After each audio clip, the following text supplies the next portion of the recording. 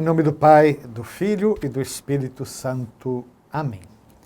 Queridos irmãos e irmãs, nessas nossas reflexões sobre o credo, como nos é apresentado no Catecismo da Igreja Católica, tradução da CNBB, Conferência Nacional dos Bispos do Brasil, diretamente dos originais, nós vimos no nosso último programa, começamos a apresentar no nosso último programa, as características da fé. Já vimos que a fé é uma graça, a fé é dom de Deus, ela é iniciativa do próprio Deus, mas ela também espera a nossa resposta. Podemos dizer que a fé, como quase tudo na história da salvação, é dom de Deus e tarefa do ser humano. Vimos que a fé é um autêntico ato humano.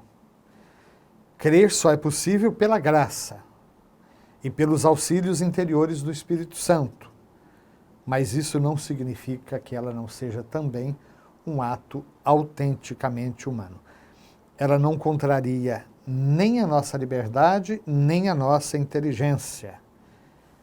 No campo das relações humanas, não é contrário, por exemplo, à nossa dignidade, crer no que as outras pessoas nos dizem de si mesmas e sobre suas intenções, e confiar nas suas promessas. Por exemplo, o marido que confia na sua esposa. Da mesma maneira, não é contrário à nossa dignidade prestar pela fé à revelação de Deus uma plena adesão da inteligência e da vontade.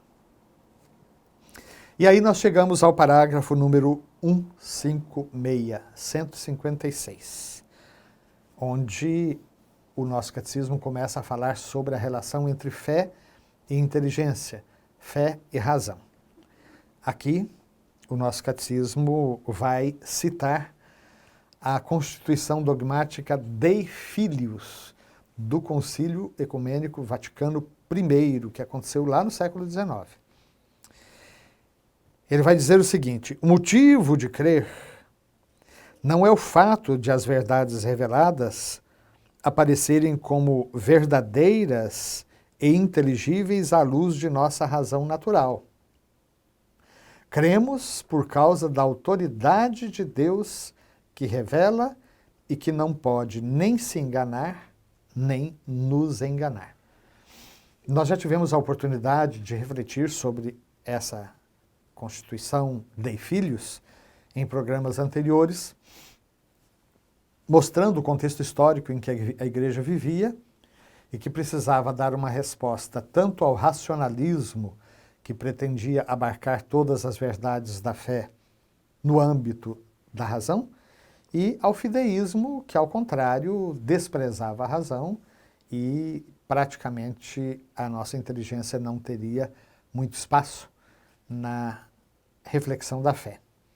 O Concílio Vaticano I vai dizer que nem tanto ao mar, nem tanto à terra. O homem pode chegar ao conhecimento de Deus como razão última de todas as coisas, como princípio e fim de todas as coisas, à luz da razão natural. E pode chegar também a muitas verdades morais que são perfeitamente compatíveis com a lei natural e, portanto, com o projeto de Deus.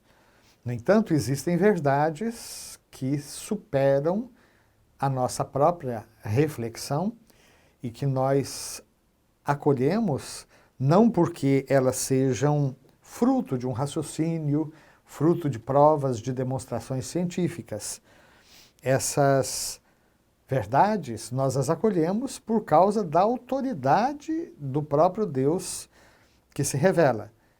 Esse Deus não pode se enganar e também não pode nos enganar. Então vejam, o motivo de crer, do ponto de vista da fé, não é o fato de as verdades reveladas aparecerem como verdadeiras e inteligíveis à luz da razão natural. Tem muita gente que se esforça por ter uma religião quase que secularizada, que independe da graça, que independe de sinais, dos próprios milagres, do sobrenatural, enfim. evidentemente essa pessoa não comunga com o conceito de fé que a própria Igreja Católica nos transmite.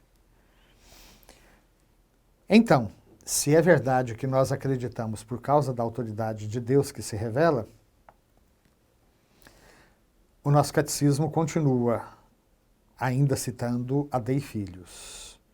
Todavia, para que a essência de nossa fé fosse conforme a razão, Deus quis que os auxílios interiores do Espírito Santo fossem acompanhados das provas exteriores da sua revelação. Já tivemos oportunidade de falar, por exemplo, das 5 vias de Santo Tomás de Aquino para mostrar a existência de Deus. Então, a partir, por exemplo, da multiplicidade das coisas, chegar ao uno. A partir da beleza da criação, chegar à beleza incriada. A partir das coisas que são sempre contingentes, chegar àquele que é necessário. A partir da temporalidade, das coisas que são passageiras, chegar àquele que é eterno. Essas vias que Santo Tomás nos apresenta, elas ajudam a nossa própria fé a crescer. São também graças que Deus nos concede, de tal maneira que esses auxílios interiores que o Espírito Santo nos dá para que nós possamos aderir de coração e de mente às verdades da revelação, elas possam também ser acompanhadas de provas exteriores da revelação.